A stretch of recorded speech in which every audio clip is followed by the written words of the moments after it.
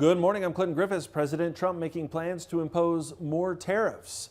He's floating an idea to impose a 25% tariff on vehicles imported into the U.S. starting in early April. But that's not all.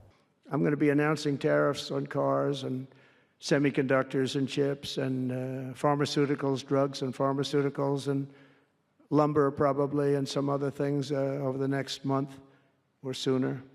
And it's going to have a big impact on America. We're bringing our businesses back. If they don't make their product in America, then they have to pay a tariff. The president's comments come just days after he ordered an investigation into other nations' tax and tariff policies. It also follows several other tariff announcements, including a recently enacted 10% across-the-board tariff on goods coming from China and 25% tariffs on steel and aluminum imports. However, Rich Nelson of Allendale tells us so far there have been no tariffs that include grains. We, of course, we're bracing for a lot of concerns and a lot of pushback and a lot of negative news on this issue. But as it stands right now, China's current tariffs announced last week, as it stands right now, they do not include specific tariffs for grains, meats, or ethanol. That's one very big positive.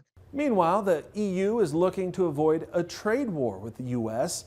According to the EU Trade Commissioner, the bloc is open to negotiating lower tariffs on cars and other goods, but he warned if the U.S. follows through on tariff threats, it will respond, quote, firmly and swiftly. However, the EU says it is taking steps to align its import standards with domestic regulations with a focus on pesticide use and animal welfare.